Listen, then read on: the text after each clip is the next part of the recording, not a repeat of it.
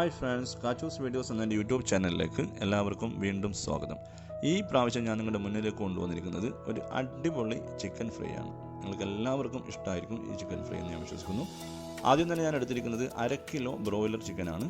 ഇതിനകത്തേക്ക് 2 table spoon Kashmiri chilli ഞാൻ ഇതിനകത്ത് ചേർത്തിരിക്കുന്നു. അടുത്തതായിട്ട് 1/4 ടീസ്പൂൺ മഞ്ഞൾപ്പൊടി, 2 table spoon ginger garlic paste കൂടി ചേർത്തു.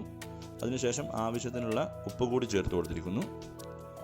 ഉപ്പ് ചേർത്തതിന് ശേഷം ഞാൻ ഇതിനകത്തേക്ക് ഒരു 1/4 ടീസ്പൂൺ ഗരം മസാല ചേർത്തിട്ടുണ്ട്.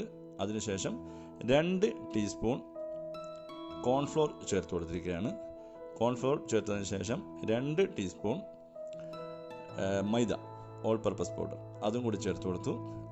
അത് ചേർത്തതിന് ശേഷം ഇതിനകത്തേക്ക് ഒരു ചെറുനാരങ്ങയുടെ ജ്യൂസ് അഥവാ 1 ടേബിൾ സ്പൂൺ ജ്യൂസ് അതും കൂടി ചേർത്ത് ഇത് നന്നായിട്ടൊന്ന് മിക്സ് ചെയ്യാം. ഇതുപോലെ സ്വന്തം കൈ ഉപയോഗിച്ച് തന്നെ മിക്സ് ചെയ്താൽ മതി, കാരണം എല്ലായിടത്തേക്കും അതൊന്ന് നന്നായിട്ട് മിക്സായിട്ട് വരണം. ഇപ്പോൾ നന്നായിട്ട് മിക്സായിട്ട് വന്നിട്ടുണ്ട്. ഇനി ഇതിനകത്തേക്ക് ഒരു കോഴിമുട്ട ഉടച്ച് നന്നായിട്ട് ബീറ്റ് ചെയ്യാം. ബീറ്റ് ചെയ്ത കോഴിമുട്ട ഇതിനകത്തേക്ക് ചേർത്ത് കൊടുക്കാം. കോഴിമുട്ട ബീറ്റ് ചെയ്ത് ഇതിനകത്ത് ചേർത്തതിന് ശേഷം ഇതുകൂടെ ഒന്ന് നന്നായിട്ട് മിക്സ് ചെയ്യാം. ഇത് മിക്സ് ചെയ്തിട്ട് ഒരു 1/2 മണിക്കൂർ ഇത് റെസ്റ്റ് ചെയ്യാൻ വേണ്ടി നമുക്ക് മാറ്റി വെക്കാം.